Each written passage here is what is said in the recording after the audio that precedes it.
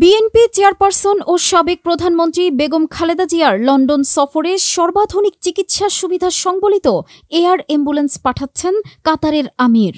খালেদা জিয়ার প্রতি বিশেষ সম্মান দেখিয়ে দ্রুত এয়ার অ্যাম্বুলেন্স পাঠানোর সিদ্ধান্ত নেয় কাতার সরকার।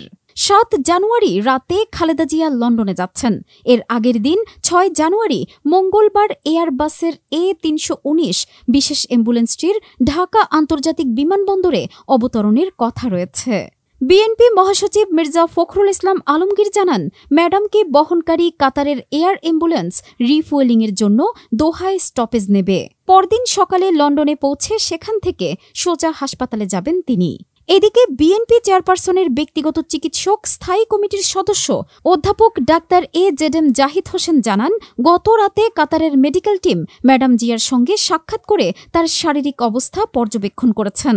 লন্ডন থেকে ভারপ্রাপ্ত চেয়ারম্যান তারেক রহমান চিকিৎসা সফরের প্রস্তুতি নিয়ে গুলশান কার্যালয়ে বিএনপির মহাসচিব মির্জা ফখরুল ইসলাম আলমগীর ও অন্য নেতাদের সঙ্গে কথা বলেছেন। আজ রোববার রাত ৮টায় বিএনপি স্থায়ী কমিটির সদস্যরা খালেদা জিয়ার সঙ্গে সাক্ষাৎ করবেন।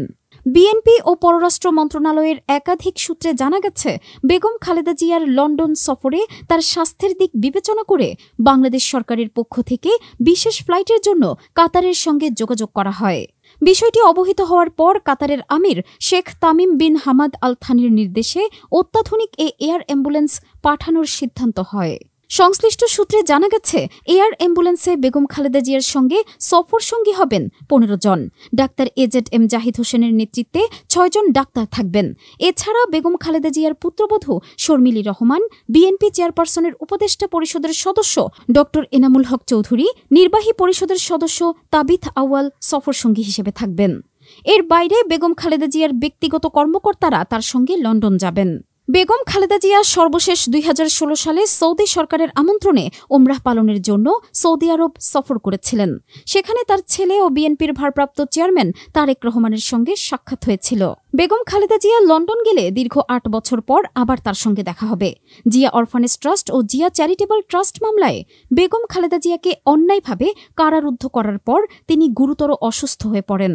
এরপর থেকে বিএনপি ও তার পরিবারের পক্ষ থেকে চিকিৎসার জন্য বিদেশ পাঠানোর দাবি করা হলেও তাতে সাড়া দেয়নি হাসিনা সরকার। শেষ পর্যন্ত রাজধানীর এভার কেয়ার হাসপাতালে তার চিকিৎসা ও অস্ত্রোপচার হয়। ছাত্র জনতার গণ অভ্যুত্থানে ৫ আগস্ট শেখ হাসিনা সরকারের পতন ও পলায়নের পর দৃশ্যপট বদলে যায়। বেগম খালেদা জিয়ার সুচিকিৎসার জন্য বিদেশ যাওয়ার পরামর্শ দেন চিকিৎসকরা। সেই আলোকে সরকারকে বিষয়টি অবহিত করা হয়। এরপর পররাষ্ট্র মন্ত্রণালয় থেকে কাতার সরকারের সঙ্গে যোগাযোগ করা হয়। বেগম খালেদা জিয়াকে এয়ার অ্যাম্বুলেন্স সহযোগিতা দেওয়ার ব্যাপারে কাতারের আমির নিজে আগ্রহ প্রকাশ করেন।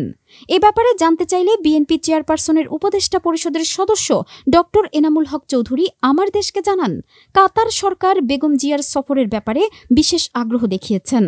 এখন পর্যন্ত সফরসূচি ঠিক রয়েছে। ৭ জানুয়ারি সকাল ১০টায় ঢাকা থেকে এয়ার অ্যাম্বুলেন্সটি দোহা হয়ে লন্ডন পৌঁছবে।